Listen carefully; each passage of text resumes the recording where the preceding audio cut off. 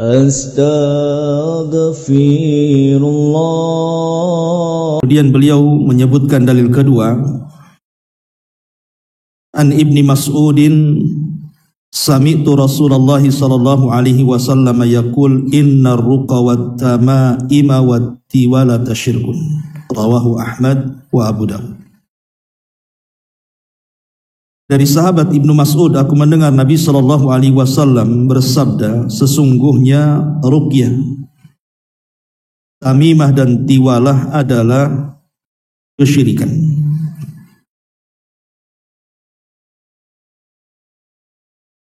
Ma'asyiral muslimin wal muslimat rahimani wa rahimakumullah.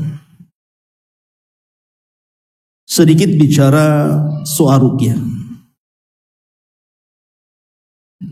Kenapa kita harus paham seputar ruqyah ini dan khususnya para peruqyah?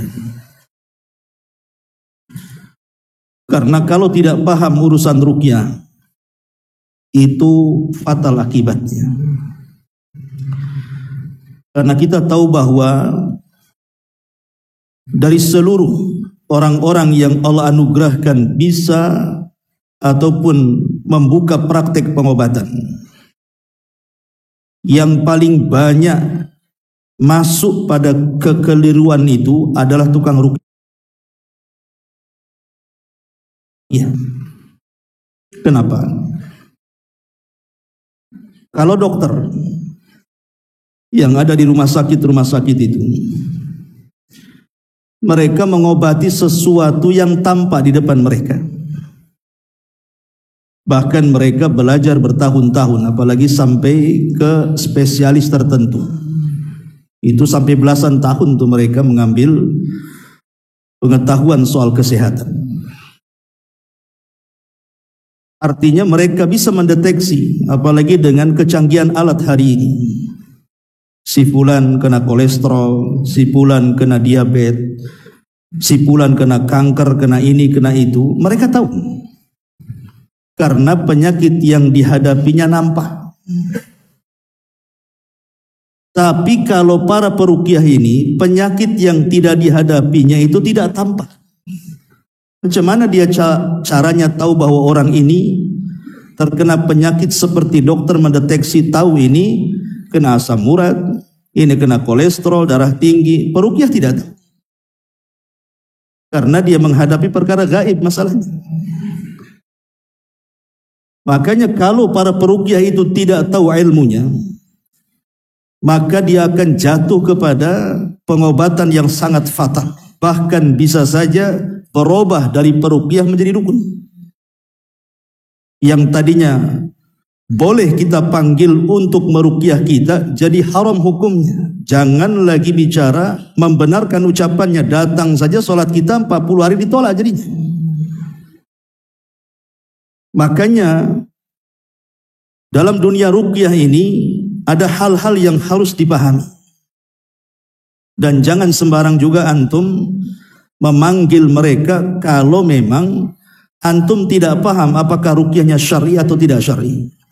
Ya, khawatirkan antum datangkan dukun ke rumah, bukan mendatangkan peruqyah. Ma'asyiral muslimin wal muslimat rahimani wa rahimakumullah. Baik, sebelum saya bercerita panjang lebar soal kekeliruan, apa beda peruqyah dengan dukun? Apa saja adab-adab seorang peruqyah dan yang diruqyah? Sekedar mengulas kembali tentang ruqyah. Kita tahu bahwa syarat-syarat ruqyah yang disepakati itu kan ada 3. Pertama, peruqyah itu harus menggunakan kalamullah. Kalamullah artinya Al-Quranul Karim. Karena Al-Quran itu syifa, bisa mengobati. Ataupun dengan menggunakan dan menyebut-nyebut nama-nama Allah dan sifat-sifatnya. Ini yang pertama. Kemudian yang kedua, menggunakan doa-doa yang warid, yang datang dari Nabi Shallallahu Alaihi Wasallam, yang sudah diajarkan secara khusus oleh Nabi. bukan merangkai doa-doa yang tidak ada sunnahnya, ataupun mengucapkan kalimat-kalimat yang tidak dipahaminya. Kemudian yang ketiga, harus meyakini bahwa ruqyah itu hanya sekedar sebab, bukan yang mengobati. Kita harus yakin bahwa yang mengobati itu Allah.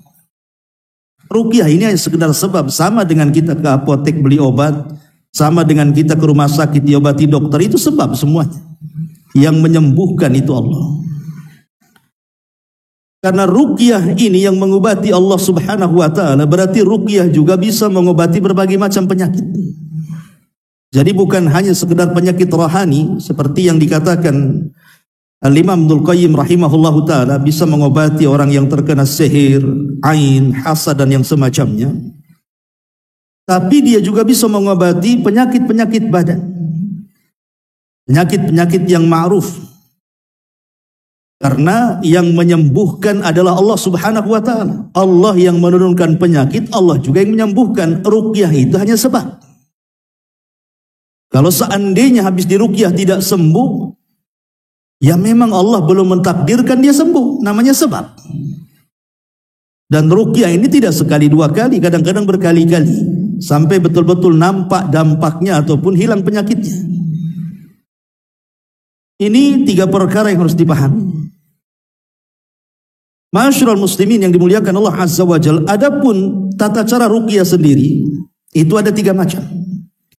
Dan semua bisa melakukannya. Tidak harus mendatangkan tukang ruqyah, antum aja bisa melakukannya. Dan ingat, sebaik-baik ruqyah adalah ruqyah mandiri. Sebaik-baik ruqyah adalah ruqyah mandiri. Jadi kalau seandainya Allah takdirkan kita sakit, kemudian kita meruqyah diri sendiri, itu lebih afdal dibandingkan mendatangkan peruqyah. Kenapa? Karena doa orang yang sakit, orang yang sedang kesulitan itu lebih mustajab dibandingkan doanya orang lain. Maka usahakan meruqyah sendiri dengan cara ya tadi, membaca Al-Quran, kemudian niatkan itu sebagai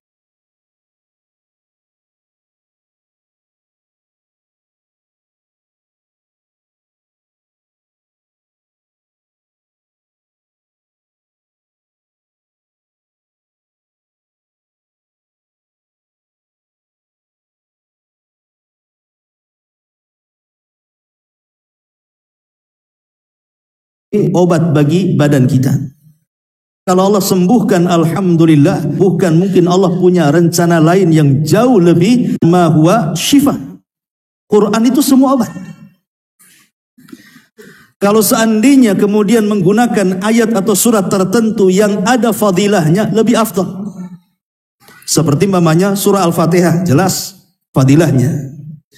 Kemudian surah Muawwidhataini, Qul a'udzu birabbin nas, Qul a'udzu birabbil falaq, jelas, bahkan Rasul pun selalu meruqyah dengan dua surat itu.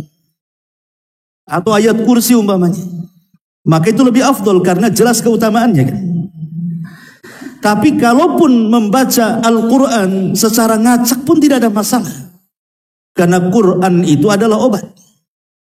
Dan harus diniatkan saat membaca Quran ini bukan hanya sekedar dibaca, tapi diniatkan untuk kesembuhan. Ini yang pertama.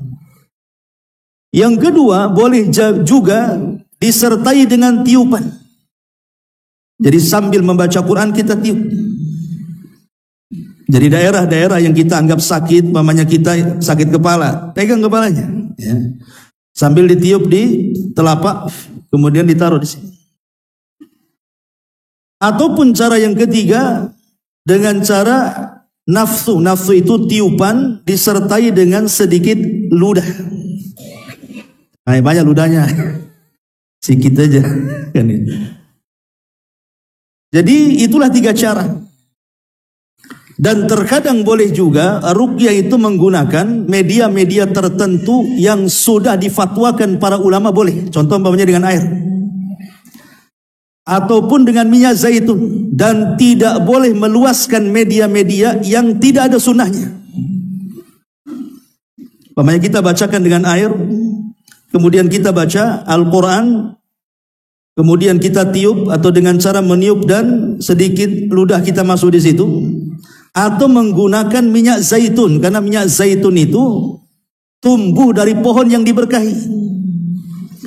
Dan ulama tidak menganjurkan meluaskan media-media selain daripada dua perkara ini, bisa dengan air ataupun minyak zaitun. Karena ada orang-orang yang meluaskan media ruqyah ini macam-macam.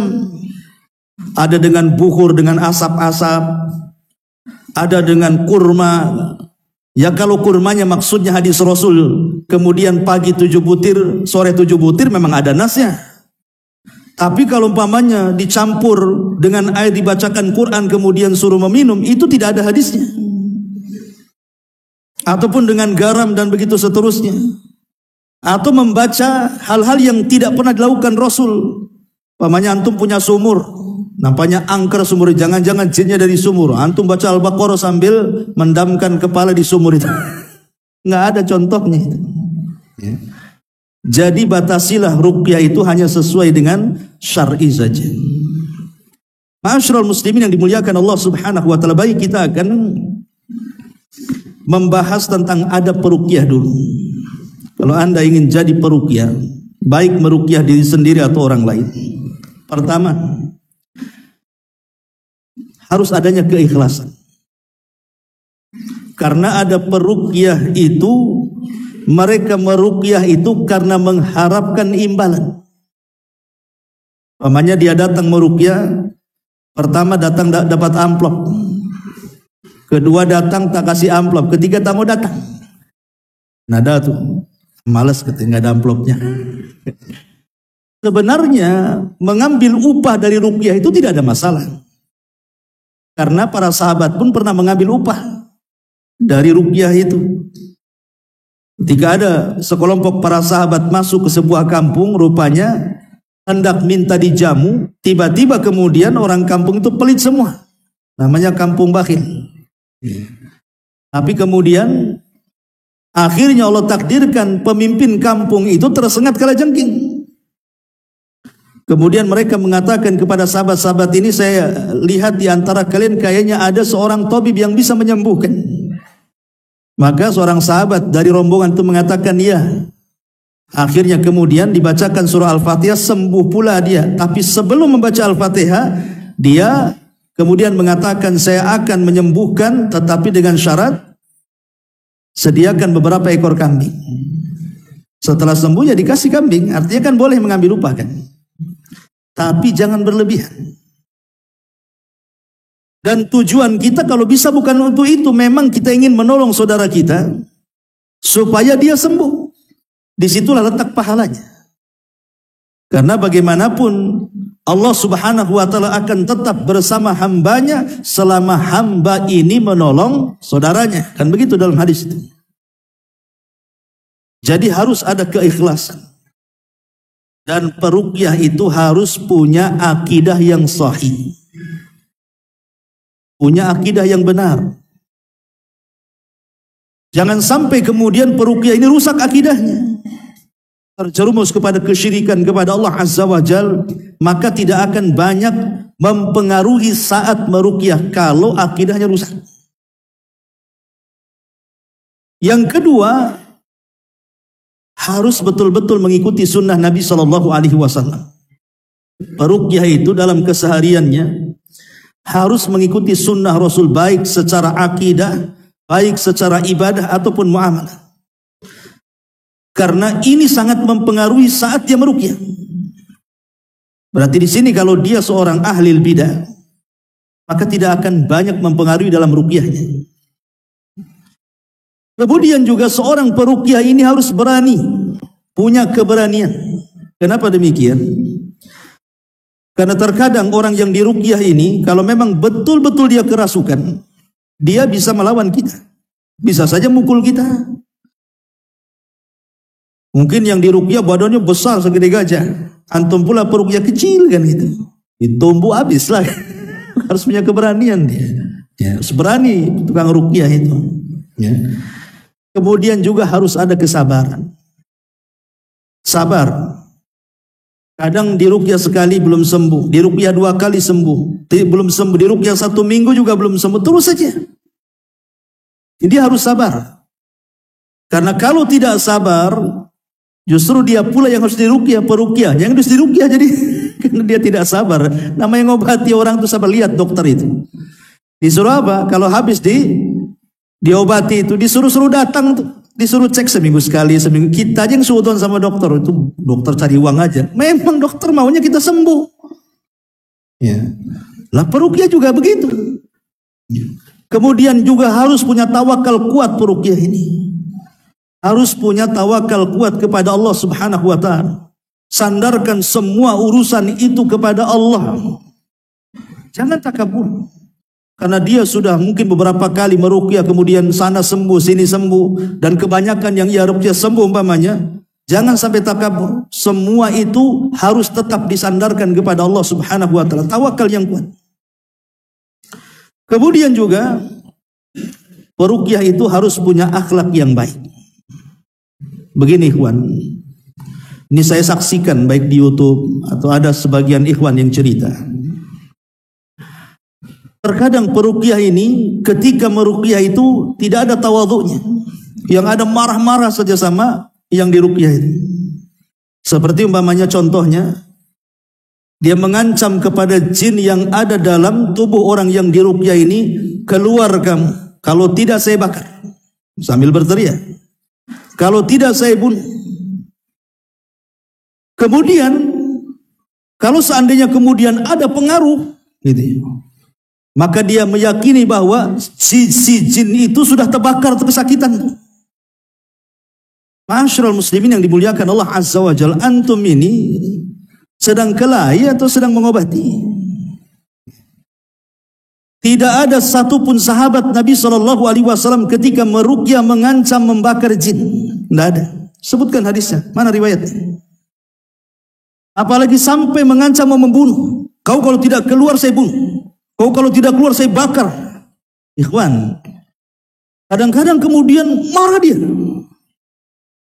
Tidak ada satu lafaz pun yang keluar dari lisan Nabi SAW seperti itu. Rasul hanya mengatakan ukhruj ya aduwallah.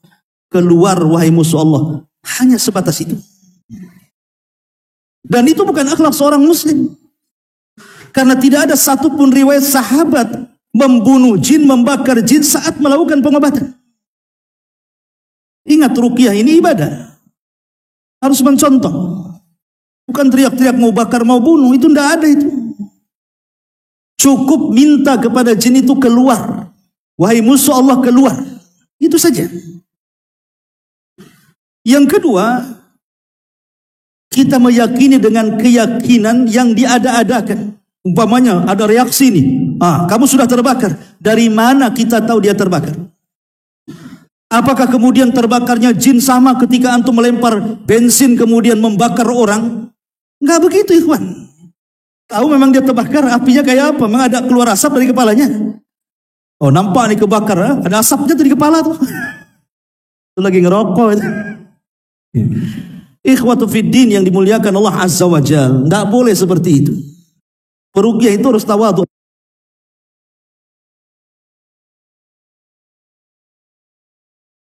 Orang rendah diri, sabar. Tidak boleh ngancam-ngancam seperti itu. Karena ini perkara gaib. Ditambah-tambah ini yang paling fatal nih. Kadang-kadang si peruqyah ini langsung memponis kamu kena jin, kamu kesurupan. Akhirnya apa?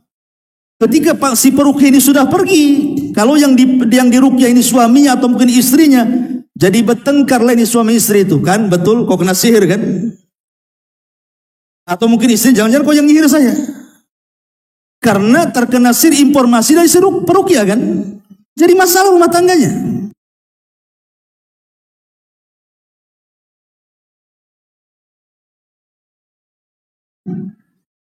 Kita tidak tahu alamat orang itu kena sihir atau tidak, ikhwan. Enggak boleh seorang peruqyah itu memponis kayaknya kamu kena jin ini, biar saya ruqyah. Nah, tidak ada yang tahu dia kena alamat kena sihir atau tidak. Peruqyah ini cukup datang, ya mudah-mudahan saya ruqyah ya, kalau memang sembuh alhamdulillah, kalau tidak ya bersabar saja. Tidak perlu nakut-nakuti seperti itu. Karena kita tidak pernah melihat jin. Makanya saya katakan, yang paling fatal, yang paling banyak kesalahan dalam pengobatan itu peruqyah. Sok tahu akhirnya kan, ketika kemudian dia memponis bahwa engkau terkena sihir, ada jin di di badanmu. Nanti nih yang diruqyah ini akhirnya was-was setan datang membayang-bayangkan siapa kira-kira yang menyihir saya, siapa kira-kira yang menyihir. Jangan tetangga sebelah, akhirnya tetangga kena. Ya. Jangan sampai memponis seperti itu, karena itu tidak ada tanda-tandanya. Makanya harus punya ada akhlak. Seorang peruqyah itu tawadhu.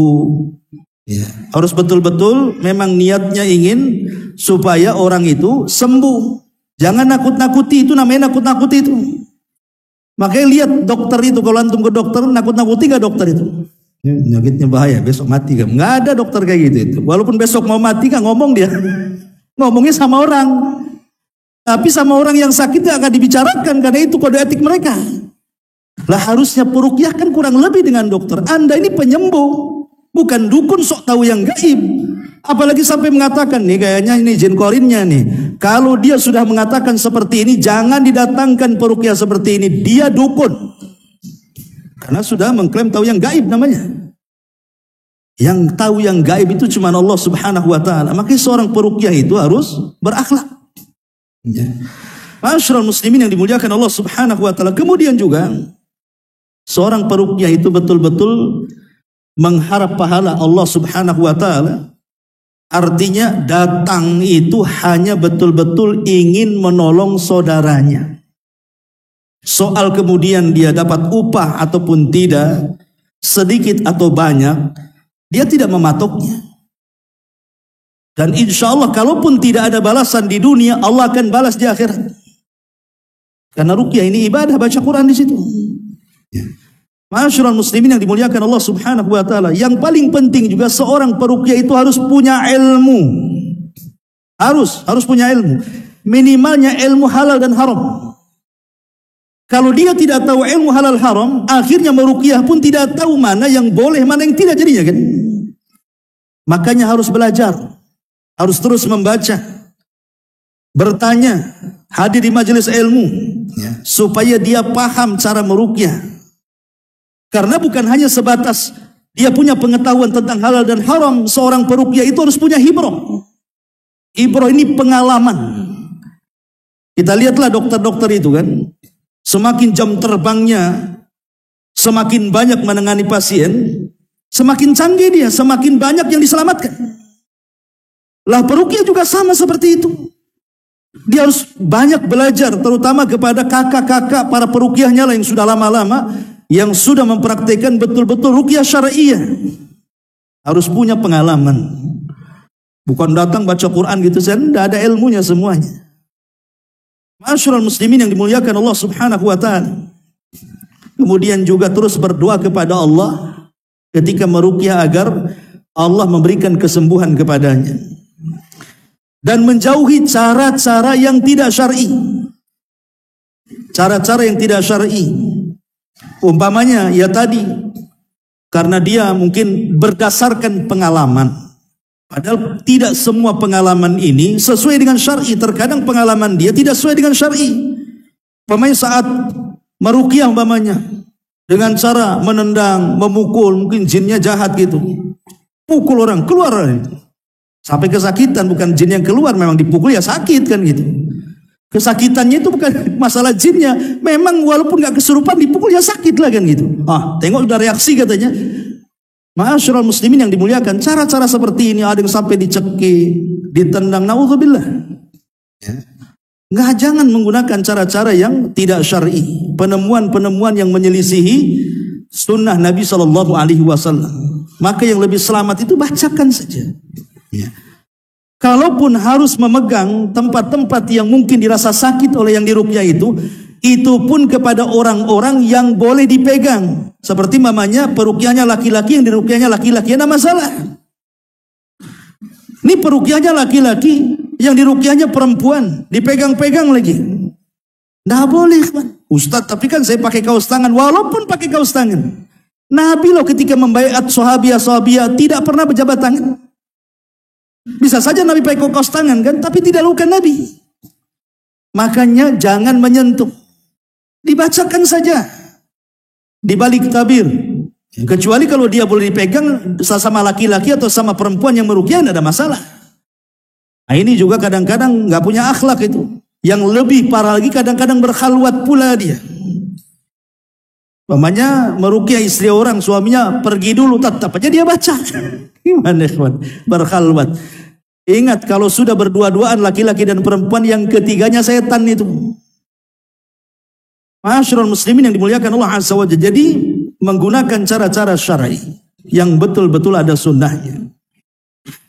Kemudian juga kalaupun tadi menggunakan media, ya gunakanlah media-media yang dibolehkan menurut para ulama seperti air, minyak zaitun, dan itu difatwakan oleh Syekh bin Ba, Syekh Utsaimin, Syekh Jibrin, dan banyak para ulama yang membolehkan hanya menggunakan dua media ini.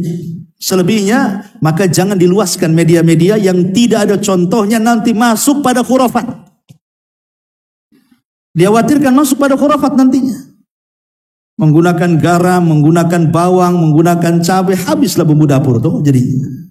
Jadi gunakanlah media-media, apalagi kalau media-media itu identik dengan perdukunan. Nanti kita akan jelaskan bedanya dukun dengan peruqyah. Ma'asyiral muslimin yang dimuliakan Allah Azza wa Jalla.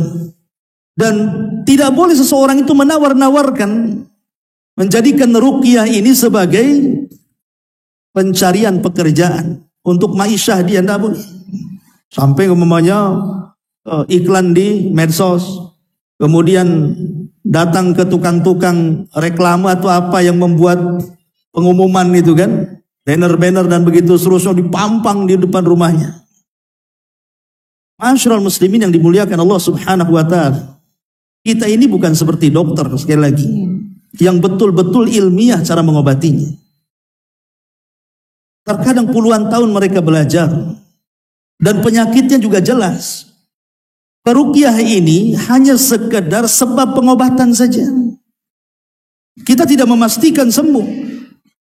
Kadang-kadang seorang peruqyah ini dia promosi. Aku sudah meruqyah 20 orang semua sembuh, tenang saja. Gimana kawan? Dari mana antum tahu sembuh dia? Ma'asyiral muslimin yang dimuliakan Allah Subhanahu wa taala, maka seorang peruqyah itu niatnya lillahi ta'ala karena Allah Subhanahu wa ta'ala, bukan karena pamer ataupun ria. Tidak akan berpengaruh ruqyahnya. Kalaupun berpengaruh, jangan-jangan istidroj saja jadinya. Sembuh sesaat, nanti sakit lagi itu yang diruqyah. Kemudian juga ikhwan, bersihkan tempat-tempat ruqyah itu. Kalau hendak meruqyah, bersihkan. Pamannya kita dipanggil untuk meruqyah di rumah siapa kan gitu. Kalau memang ada hal-hal yang menjadi sarang setan di situ, tolong dibuang gambar-gambar yang bernyawa. Di situ ada patung, di situ ada anjing, dan disuruh orang yang akan diruqyah itu betul-betul dalam kondisi sopan, menggunakan pakaian syar'i. Ya, jangan sampai kemudian pakaian dia asal-asalan, karena akan menjadi fitnah. Apalagi dia lawan jenis kita kan gitu. Perempuan yang diruqyah pakaiannya pula, setelannya memfitnah kita, nggak fokus lah yang diruqyah, meruqyah ini jadinya bisa saja dia terfitnah kan itu. Kemudian juga sekali lagi, hindarkan menggunakan kalimat-kalimat yang tidak dicontohkan. Ya, cukup apa yang datang dari Nabi Shallallahu Alaihi Wasallam, ukhruj ya aduwallah, dan jangan memperbanyak dialog, apalagi sampai membenarkan jin yang ada di badan orang. Nggak usah memperbanyak dialog, baca saja Quran. Ma'asyiral muslimin yang dimuliakan Allah Azza wa Jalla. Baik, kita akan masuk apa sih perbedaannya peruqyah dengan dukun itu. Ya. Kita masuk kepada dunia dukun dulu. Pertama, kalau ada peruqyah kemudian minta di tempat-tempat yang digelapkan, tolong lampunya matikanlah katanya. Nah, ini bukan peruqyah. Itu mau ngapain di gelap-gelap pula? Itu dukun tuh. Ya. Kemudian juga yang kedua, menggunakan jimat-jimat. Pamannya di situ ada jimat-jimat menggunakan nomor-nomor tertentu, raja-raja tertentu, huruf-huruf tertentu, dari huruf-huruf bijaiyah yang kemudian dibolak-balik, yang kadang-kadang tidak paham maknanya, atau ayat-ayat Al-Quran yang samar-samar dan begitu seterusnya. Maka ini bukan peruqyah, ini dukun. Dia dajjal. Ya. Ataupun menggunakan mantra-mantra yang tidak dikenal. Menggunakan mantra-mantra yang tidak dikenal, bukan dari Quran, bukan dari doa, bukan dari zikir, entah apa yang dibaca. Kemudian juga suka menakut-nakuti. Wah, ini kamu kena sihir, kena santet ini. Ini santetnya kuat kali ini kayaknya. Ini yang dukun ini orang ini kayaknya nih. Nggak boleh menakut-nakuti. Kalau sudah menakut-nakuti, itu bukan peruqyah, itu dukun.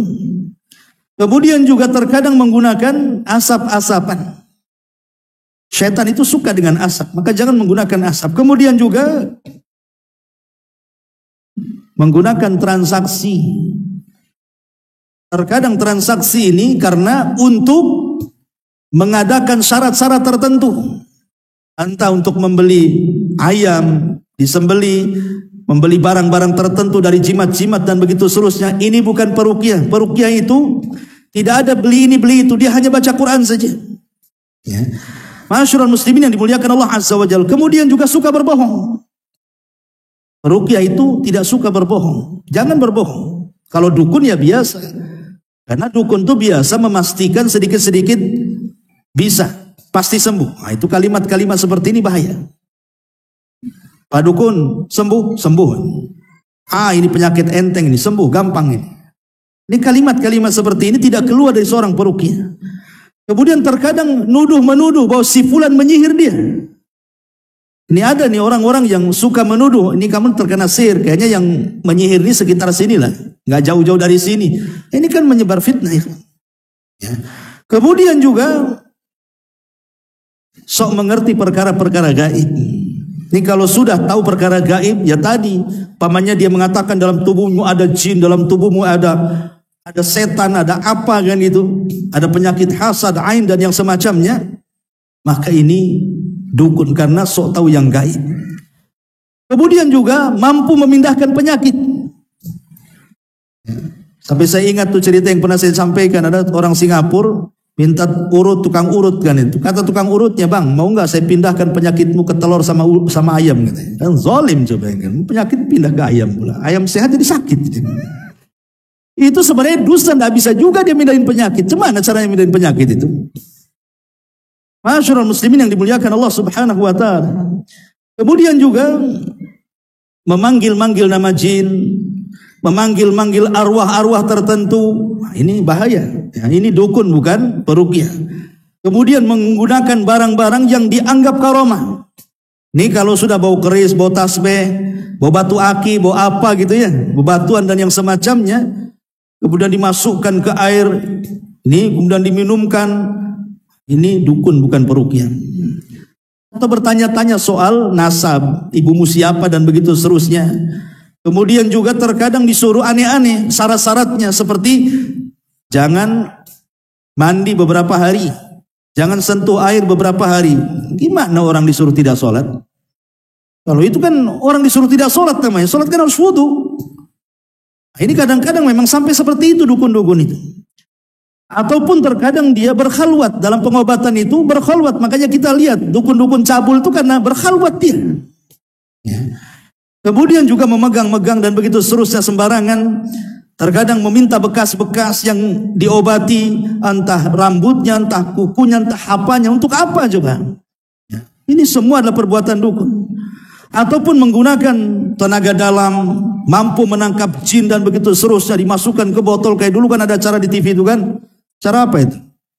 Kauka atau apa tuh? Yang nangkap-nangkap jin ke botol tuh.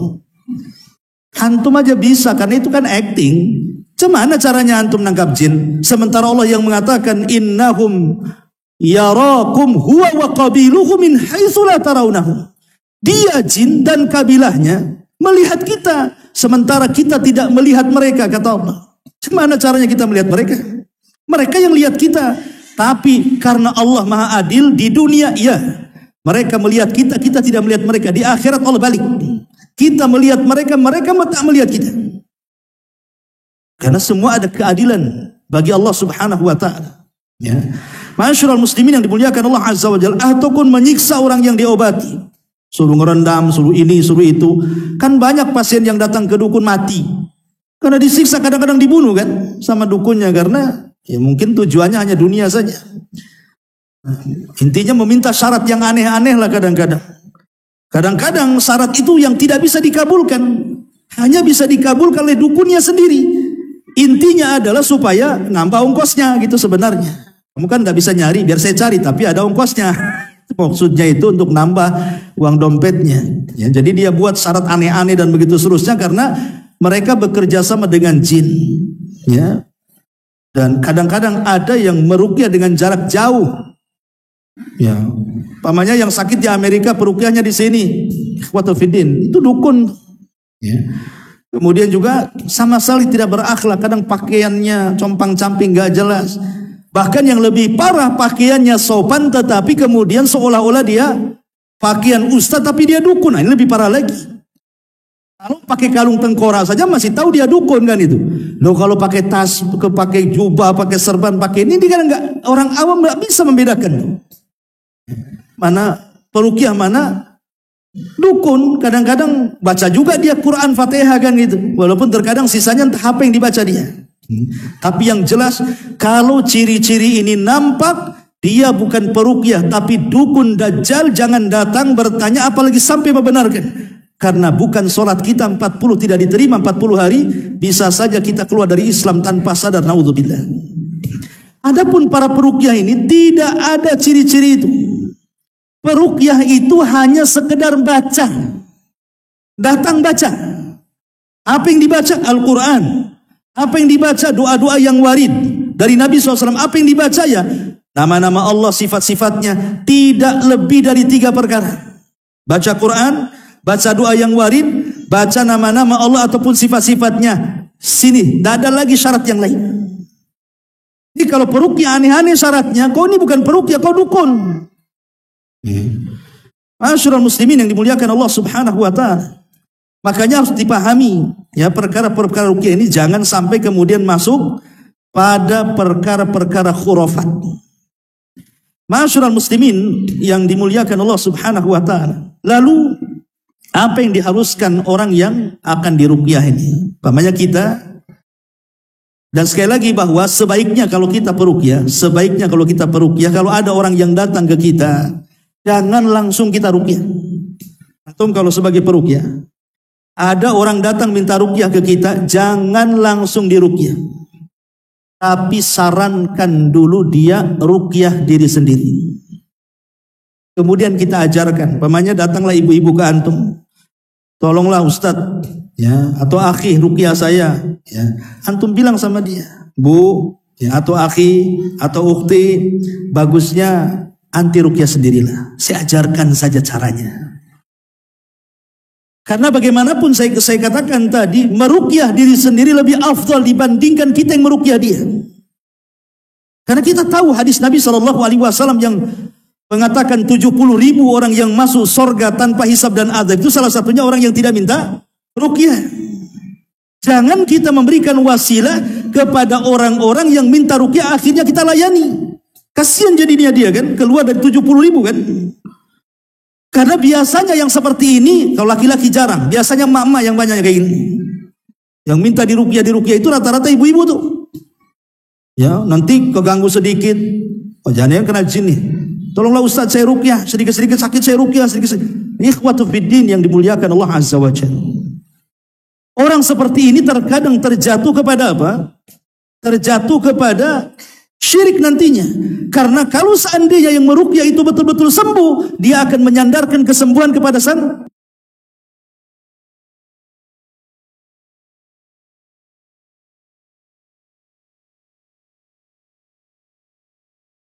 peruqyah tuh. Ataupun terkadang dari bacaan peruqyah itu, kalau Ustadz anu yang ruqyah itu pasti sembuh tuh. Ini kalau Ustadz yang anu ini lama sembuhnya tuh. Subhanallah, ada orang yang gitu, kawan. Penyembuh itu Allah, nggak ada kaitan dengan Ustadz ataupun dengan bacaan Ustadz, itu tidak ada. Bahkan kalau seandainya orang meruqyah diri sendiri jauh lebih baik. Kenapa?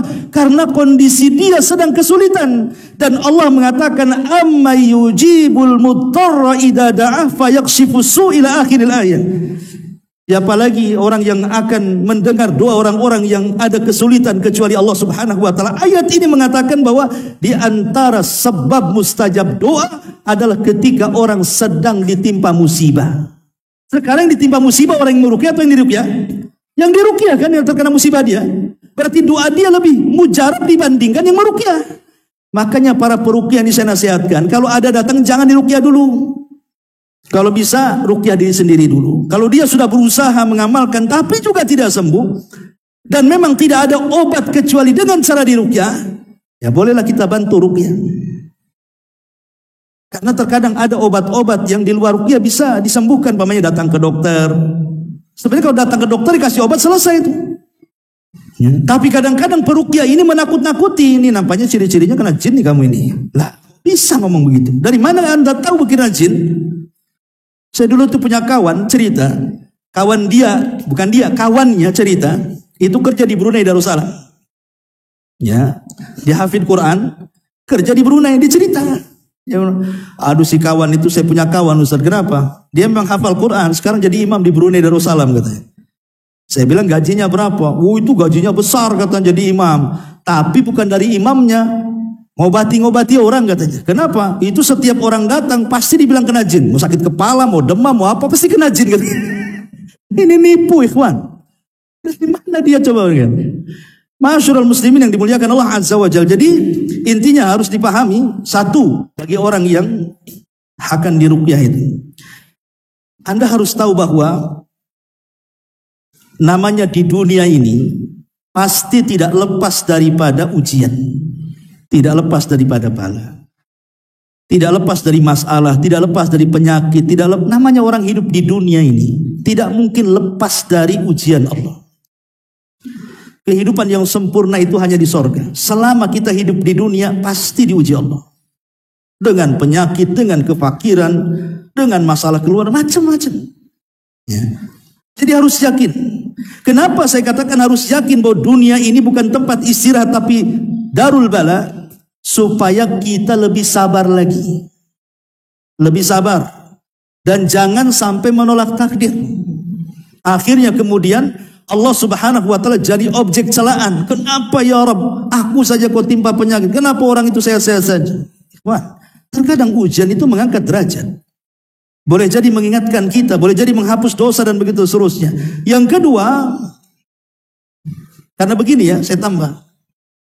Jangan cerita kita. Nabi SAW kurang apa solehnya, kurang apa mulianya, kurang apa agungnya. Dia pun terkena sihir. Nabi kena sihir. Siapa yang menyihirnya? Labid ibn Asam, orang Yahudi. Dan Nabi SAW tidak tahu kalau dia terkena sihir sampai 6 bulan.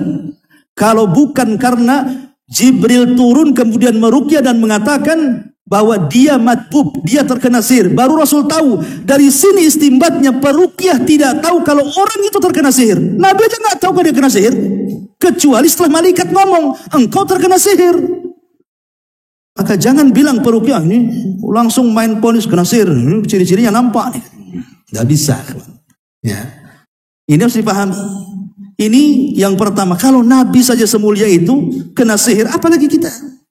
Maka yakini bahwa dunia ini darul bala. Satu.